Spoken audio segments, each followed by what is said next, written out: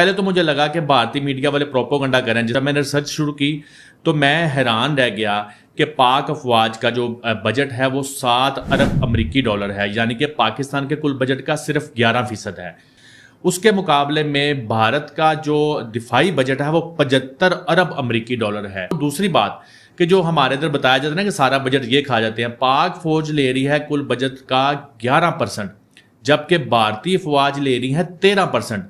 اب اس سے بھی آگے آپ چلے جائیں، آپ کو پتہ جب جنگ وغیرہ کا ماحول ہوتا ہے تو جو ہمارے ریٹائرڈ فوجی ہوتے ہیں تو ان کو بھی آن بورڈ لیا جاتا ہے، ویسے ان کو پینشن مل رہی ہوتی ہے. تو میں حیران ہوا کہ پاک افواج کا جو پینشن بجٹ ہے نا، دفاعی پینشن بجٹ، وہ ہے 2 ارب امریکی ڈالر، جبکہ بھارت کا جو پینشن بجٹ ہے وہ ہے 17 ارب امریکی ڈالر. یعنی کہ ان کا جو دفاعی پینشن کا بجٹ ہے نا، وہ آپ کے جو بجٹ میں 7 ارب روپے آپ کی فوج کے لیے اس سے بھی زیادہ ہے، اس سے ڈبل سے بھی زیادہ ہے.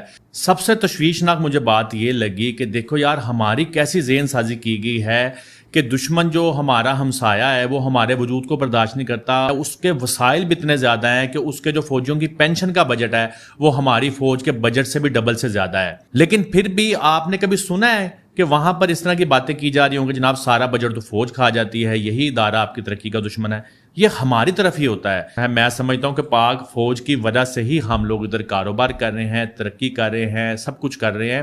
تو ان کو ٹارگٹ کرنا ٹھیک نہیں ہے، بلکہ ان کو ہمیں مزید مضبوط کرنا ہے. کیونکہ جو آپ کا ہمسایہ، کبھی آپ جا کے ان کا میڈیا سنیں تو صحیح کہ ان میں کتنا تکبر ہے اور کتنا غرور ہے اس چیز کو لے کے کہ بھئی ان کا تو بجٹ ہی نہیں ہے، یہ تو غریب فوج ہے، یہ تو فقیر فوج ہے. اور جب یہ میں کیلکولیشن دیکھتا ہوں اور پھر میں دیکھتا ہوں کہ پاک افواج انہوں نے اتنے بڑے دشمن کو کہ جس میں اتنا تکبر ہے کہ اس کے میڈیا چینل پراپر ایک کمپین کر رہے ہیں کہ ہماری فوج ان کے آگے بس جسٹ کیڑے مکوڑے ہیں اور یہ ہمیں کچلتے ہوئے آ جائیں گے، اور پتہ نہیں کیا کیا وہ لوگ باتیں کر رہے ہیں. ایک تو میں اپنے میڈیا کو بھی سلام پیش کرتا ہوں کہ ہمارا میڈیا بہت زیادہ رسپانسیبل ہے. ان کا میڈیا تو ایسے ہے جیسے وہ آگ لگانے پہ تلا ہوا ہے، فساد برپا کرنا چاہ رہا ہے بہت بڑا اس خطے میں.